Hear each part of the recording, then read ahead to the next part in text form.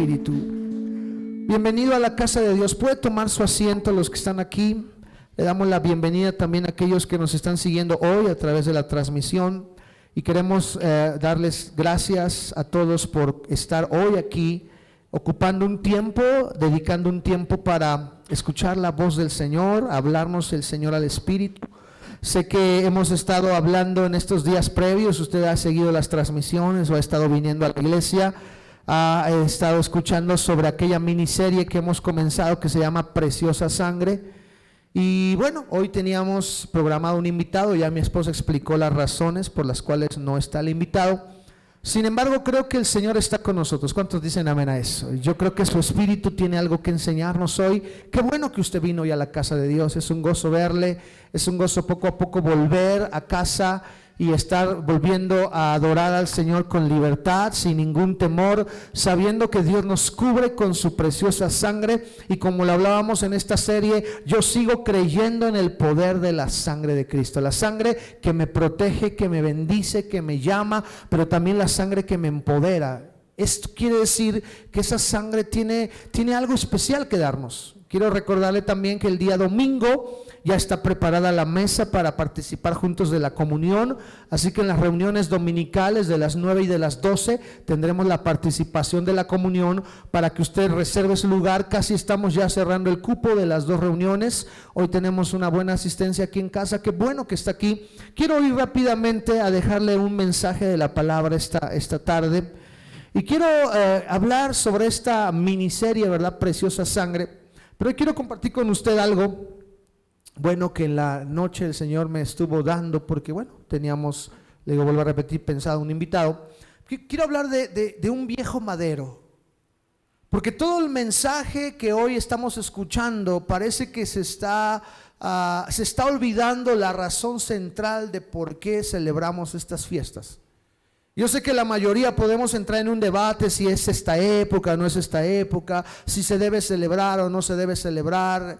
Yo creo con toda convicción que estas épocas son oportunidades de levantar la voz y decir: Jesucristo sigue siendo el Señor, Jesucristo sigue siendo el Rey de Reyes y Señor de Señores, y todavía hay un mensaje relevante para este siglo XXI, todavía hay un mensaje relevante, aún en medio de pandemia. El mensaje de la cruz sigue siendo vigente.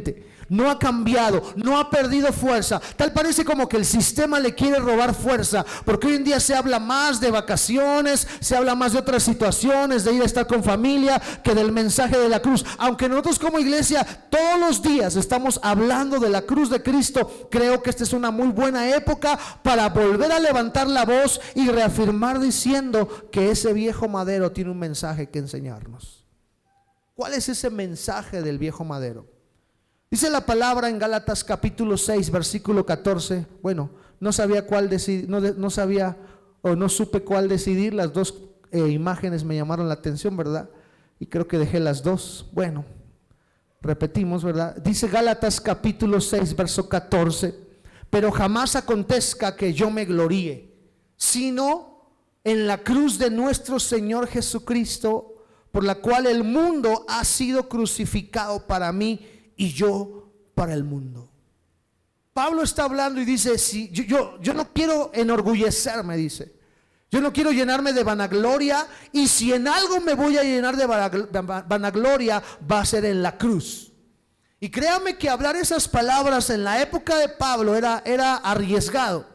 Ahorita vamos a mirar por qué. Hoy en día hablar de la cruz es hablar de que yo soy cristiano y tú lo confiesas y nadie te dice nada, porque hoy en día el mundo habla de tolerancia, ¿verdad? Es interesante que el concepto cristiano poco a poco se ha venido degradando más, y hoy todo el mundo dice que es cristiano, ¿verdad? Pero yo creo que nosotros tenemos que ubicarnos en la época en la que Pablo escribe este pasaje, y él está hablando a los Gálatas y les dice: yo no me voy a enorgullecer de nada, pero si algo hace que yo me llene de orgullo, ese es el mensaje de la cruz. Y es un mensaje que en Pablo produjo crucifixión, porque más adelante Pablo dice: con Cristo estoy juntamente crucificado, y ya no vivo yo, sino Cristo vive en mí. Si usted ha seguido las transmisiones, ha estado escuchando que la cruz y la sangre sigue siendo un mensaje central en nuestra vida como cristianos. No podemos echar por tierra ni quitar el mensaje central que tiene que enseñarnos a nosotros el asunto de la cruz. La cruz en la actualidad es un símbolo conocido en todo el mundo. Muchos lo usan como adorno de joyería para decorar su hogar, o aún algunos lo usan como amuleto de la buena suerte. Pero muchos no se han dado cuenta de su origen ni de su verdadero significado.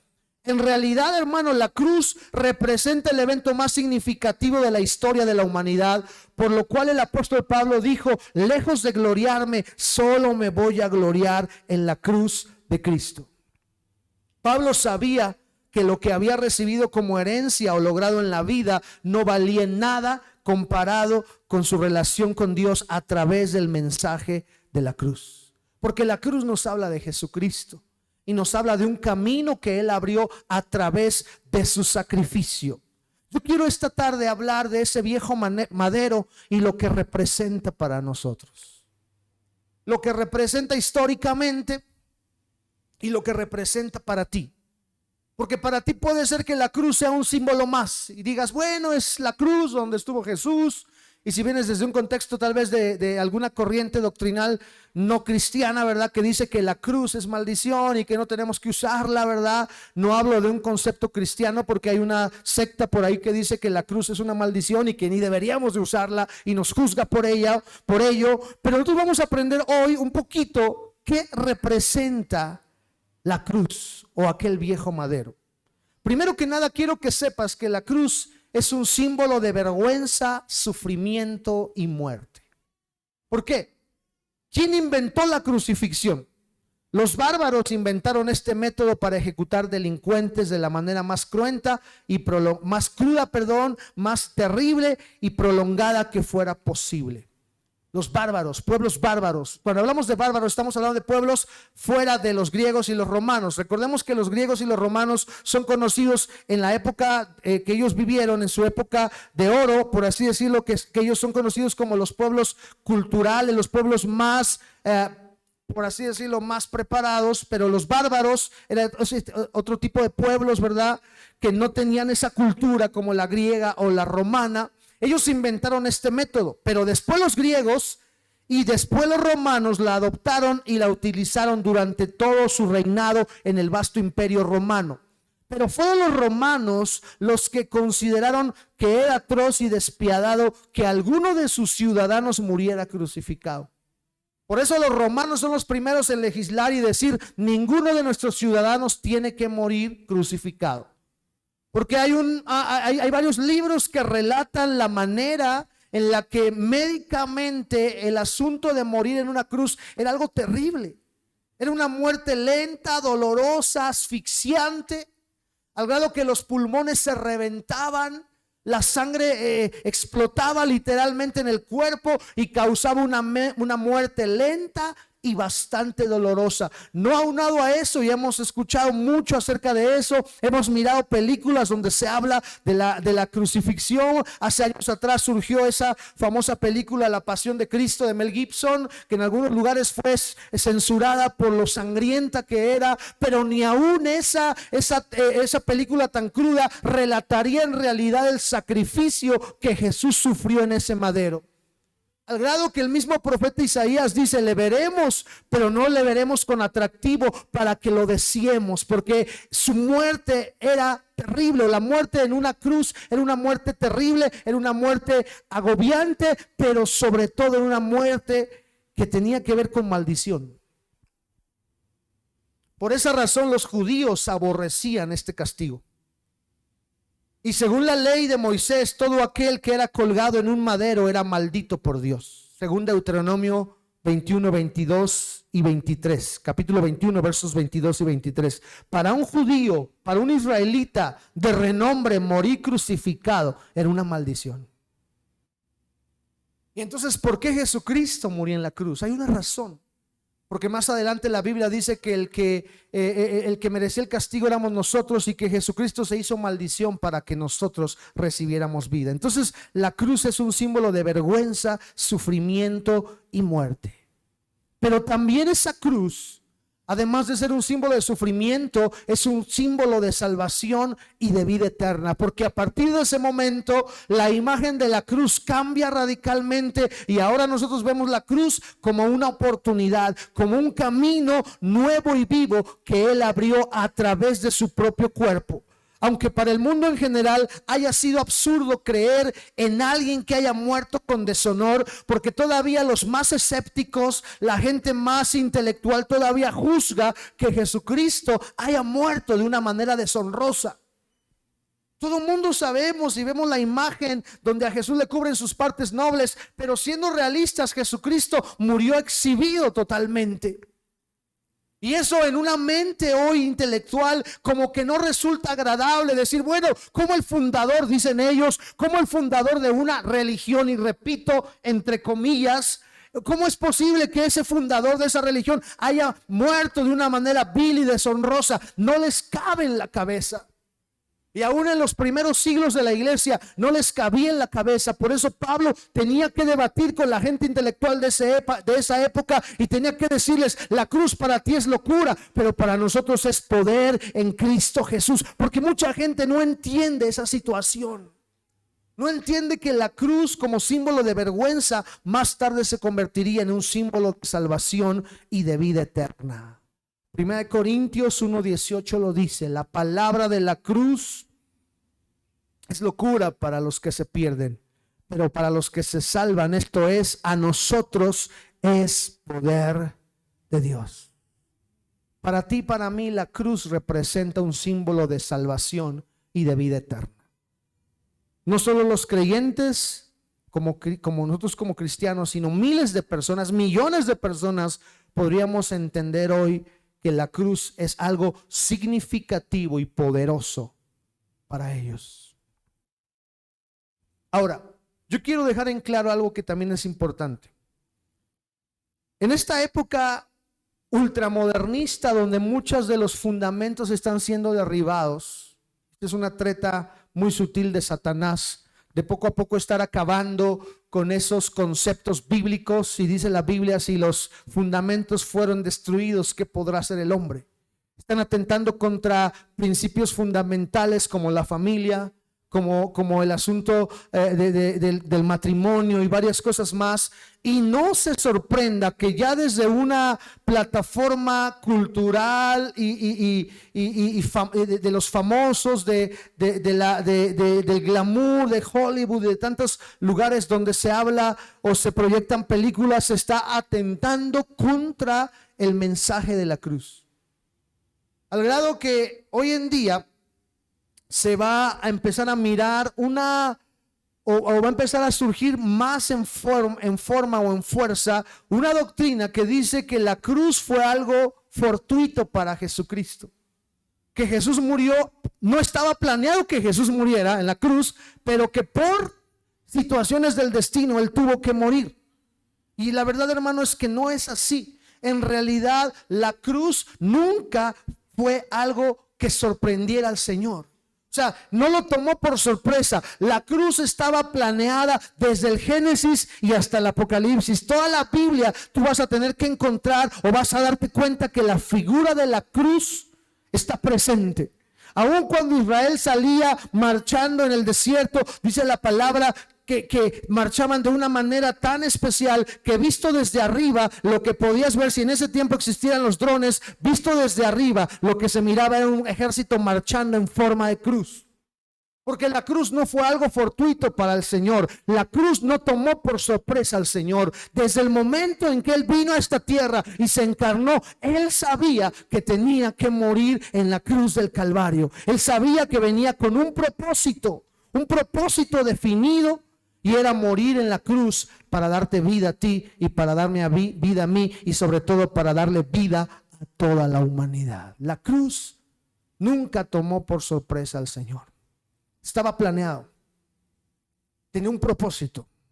Mateo 20:28 dice: así como el Hijo del Hombre no vino para ser servido, sino para servir y para dar su vida en rescate por muchos. Estas son palabras de Jesús días antes, meses antes de que Él fuera ofrecido como sacrificio. Él sabía a lo que venía. Por ahí te vas a encontrar muchos autores que quieren acabar con el cristianismo diciendo que la cruz no estaba planeada, pero la cruz estaba planeada. Porque no podía un ser humano pagar el precio para reconciliarnos con Dios. La razón por la cual la cruz existió o fue parte del plan maestro es que el propósito era que la relación entre Dios y el hombre se restaurara. Y no la podía hacer cualquier clase de hombre, tenía que hacerla Dios mismo a través de su único Hijo, Jesucristo. Él vino para dar su vida en rescate por muchos. Así lo declaró Nicodemo, diciendo que era necesario que así como Moisés levantó una serpiente en el desierto, él mismo tenía que ser levantado. Esto lo explicó al principio de su ministerio en Juan capítulo 3. Cuando está hablando con Nicodemo, le empieza a explicar y le dice, así como la serpiente fue levantada, también es necesario que el Hijo del Hombre, y se refería a él, tenía que ser levantado. Más tarde le anunció a sus discípulos que debía sufrir y resucitar al tercer día. Esto en Marcos 8:29. Además, él sabía que tenía que ser entregado a esos hombres que lo iban a malinformar y que lo iban a enjuiciar en un juicio rapidísimo y que lo iban a llevar al Calvario. La ejecución de Jesús no fue casualidad, estaba planeada.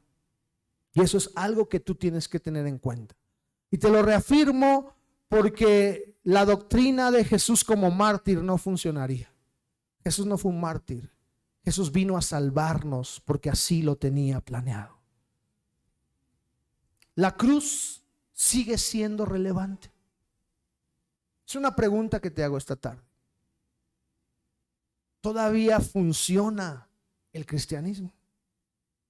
Todavía en el siglo XXI y en época de pandemia y en época ultramodernista, donde la tecnología de punta está pues a la orden del día, todavía seguirá siendo vigente y relevante una doctrina o una enseñanza de un viejo madero. ¿Cuál es tu respuesta ante esto? ¿Estamos seguros que los que creemos en Cristo podemos decir que ese mensaje sigue siendo relevante? Y necesitamos entenderlo con toda convicción para poder llevarlo a la gente que lo necesita. ¿Sigue siendo relevante este mensaje? Claro. ¿Y sabe por qué sigue siendo relevante? Y es un mensaje que nunca va a tener fecha de caducidad, porque toda la humanidad ha pecado, según Romanos 3:23. Y luego dice la Biblia que la paga del pecado es muerte, tanto física como espiritual. Para eso vino Cristo, para darnos vida y vida en abundancia. Jesucristo, al morir en nuestro lugar, sufrió nuestro castigo, y por esa causa Él vino a pagar un precio por nosotros. Por esa razón, Jesucristo como sustituto sigue siendo un mensaje poderoso y vigente. La cruz todavía es necesaria y va a seguir siendo necesaria e indispensable para el cristianismo. Quitar el mensaje de la cruz de nuestro cristianismo nos haría no ser cristianos. Necesitamos seguir comentándole al mundo que vale la pena seguir a Jesús. Y yo quiero dejarte estos minutos con una manera de cómo nosotros podemos responder a esa cruz. Mira lo que dice el apóstol Pedro. Él mismo llevó nuestros pecados en su cuerpo sobre la cruz, a fin de que muramos al pecado y vivamos a la justicia, porque por su herida fuisteis sanado. Otra versión diría, porque por su llaga somos nosotros curados. Pedro está hablando de que el mensaje de la cruz siempre va a ser necesario. Ahora, ¿cómo vamos a responder o cómo has respondido tú al mensaje de la cruz? ¿Cuál ha sido tu respuesta? ¿Eres cristiano? Sí, qué bien, pero ¿cómo estás respondiendo a ese mensaje? Y sobre todo la razón de esta charla es porque en estos días tú necesitas responder correctamente al mensaje de la cruz. Porque la gente está esperando de ti una reacción. La gente te está viendo a ti como un modelo a seguir. La gente quiere que tú le marques el rumbo, y solo vas a poder marcar el rumbo cuando tú has respondido correctamente al mensaje de la cruz. ¿Cuál es la manera que un cristiano debe responder a la cruz de Cristo. Lo primero y lo más importante, pedir perdón a Cristo por nuestros pecados. Si tú miras la cruz y no te arrepientes, si tú miras la cruz y no te preocupas, no ves, no te sientes compungido, entonces no estás mirando correctamente el mensaje de la cruz. Y no me refiero a que tú veas una película de la pasión de Cristo y termines llorando. No me refiero solo a eso. Me estoy refiriendo a que el mensaje de la cruz siempre nos va a enseñar que alguien tomó nuestro lugar, que alguien pagó el precio por nosotros. Yo merecía estar en ese lugar, pero cuando yo miro la cruz me doy cuenta que Jesucristo se hizo maldición, que Jesucristo fue lacerado, fue lastimado, y lo hizo porque te amó a ti y quiso ponerte en una posición correcta. Por eso no puedes mirar la cruz sin pedir perdón por nuestros pecados. Eso demanda admitir que somos pecadores. Y por eso el mensaje de la cruz hoy en día para muchas personas no es relevante, porque la gente no se siente mala, la gente se siente buena. La moralidad hoy en día nos hace pensar que yo no soy tan malo, mi vecino sí es malo. Yo voy a la iglesia cada 8 días, yo doy mis ofrendas, yo doy mis diezmos, yo no engaño a mi esposa, yo trato bien a mis hijos, yo de repente me bebo una cerveza y no le hago daño a nadie. De repente me fumo un cigarro y no causo problemas. De repente me gusta chismear un poquito, de repente me gusta criticar, pero no le hago daño a nadie. Porque hoy en día parece que el mundo ha rebajado el asunto de la moralidad. Y hoy en día parece que podemos alcanzar la salvación por nuestros propios medios. Pero hoy te decimos, no es así. Necesitas mirar a la cruz y admitir que has pecado. Porque dice la Biblia, si alguien dice que no ha pecado, hace a Dios mentiroso. Tú y yo hemos pecado. Y por eso necesitamos pedir perdón a Cristo por nuestros pecados. ¿Por qué no lo hacemos esta tarde? Respondes correctamente y en un acto de obediencia tú inclinas tu cabeza un momento.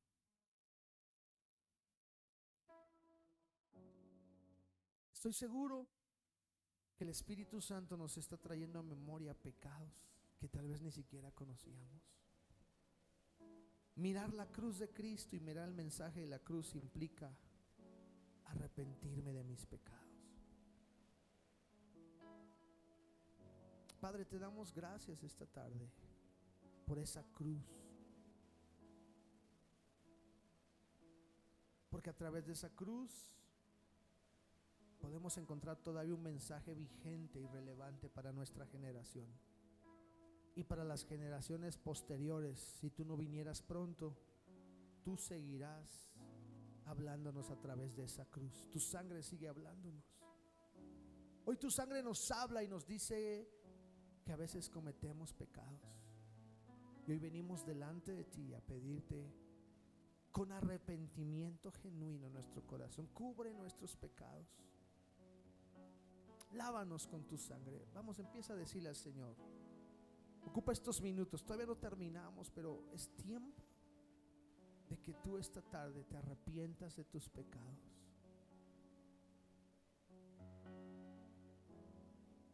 Gracias por perdonarme mis pecados, Señor. Gracias por librarme de toda maldad. Gracias porque a través de tu sangre somos aceptos y tú nos perdonas con esa preciosa sangre. Dale gracias porque Él te perdonó.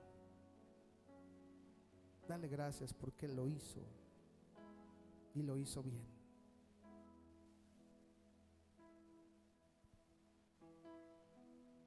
Segunda respuesta: aceptar a Cristo como nuestro Salvador personal. Usted pidió perdón de sus pecados, pero usted necesita, y algunos aquí ya lo hemos hecho,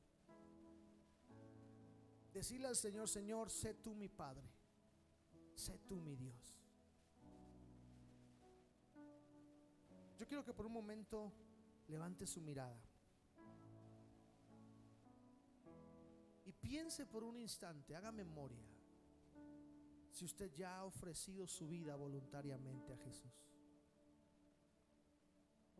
Porque a lo mejor usted ha venido a la iglesia y qué bueno, nos da mucho gusto que usted esté en la iglesia. Es una bendición para nosotros que usted nos acompañe, que usted sea parte de esta congregación.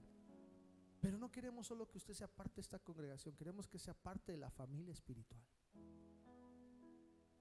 Y por eso la segunda respuesta ante la cruz de Cristo es que yo me arrepiento de mis pecados, pero también lo acepto como mi Padre, como mi Salvador. Y entonces yo paso a ser hijo de Dios. Porque dice el apóstol Juan: a todos los que le recibieron, a los que creen en su nombre, a los que creen en este mensaje de la cruz, Dios les dio el derecho, el privilegio de ser llamados hijos de Dios. Y Dios esta tarde te está diciendo: ya me recibiste en tu corazón. Yo he tocado muchas veces a tu puerta, y yo sé que tú muchas veces has sentido ese llamado de parte de Dios. Alguien se ha acercado alguna vez y ha orado por ti, y a lo mejor tú te has como sorprendido y dices: bueno, ¿y ahora qué están haciendo? Pero así como alguien llega y ora por ti, el Espíritu Santo esta tarde te está tocando la espalda y te dice: oye, ¿ya me recibiste como tu Salvador? Porque la verdad es que en el libre albedrío que Dios nos dio es nuestra decisión decirle: ven y entra a mi vida. Y como decía la canción, ¿verdad? Entra en mi vida, te abro la puerta. Ven, ven, Señor, yo necesito de ti. Yo quiero lanzar esta tarde ese llamado, esa invitación, esa pregunta: ¿ya tienes a Jesús en tu corazón?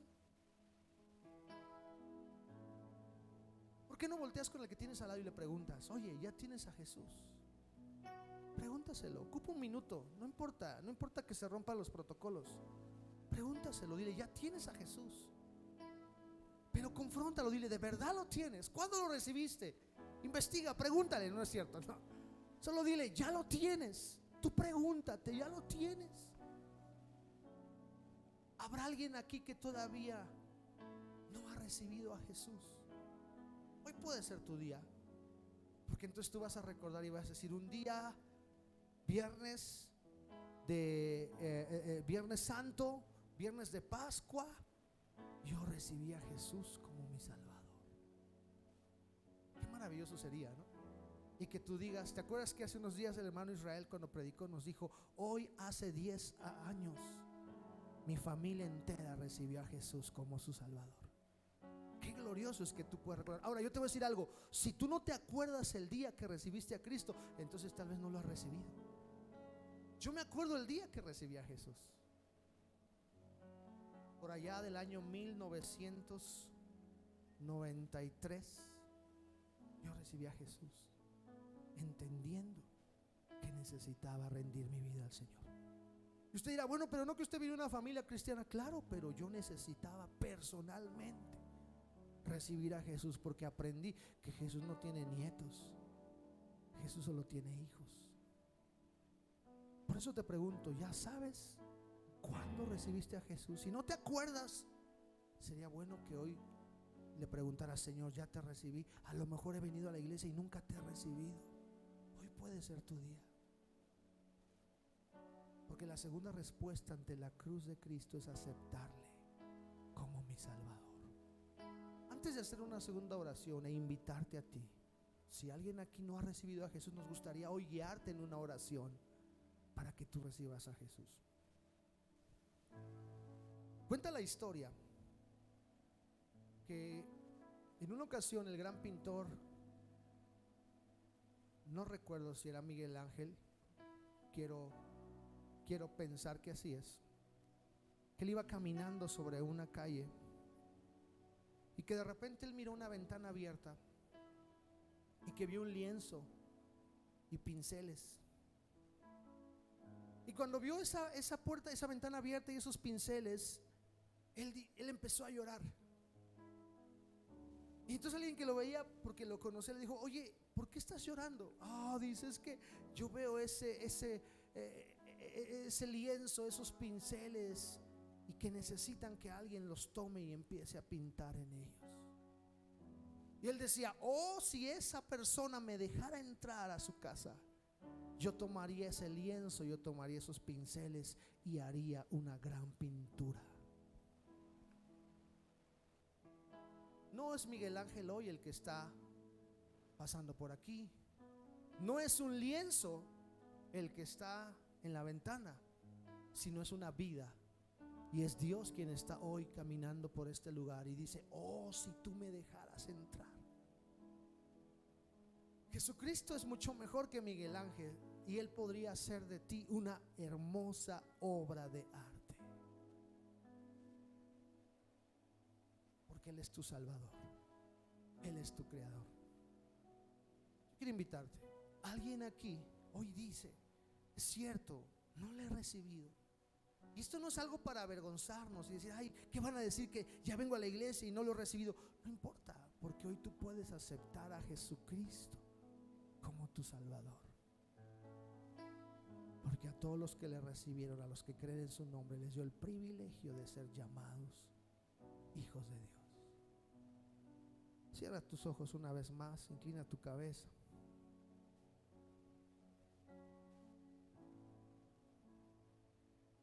¿Habrá alguien esta tarde que pueda decir: yo necesito entregarle a Jesús mi corazón? Si alguien aquí desea hacerlo, solo levante su mano.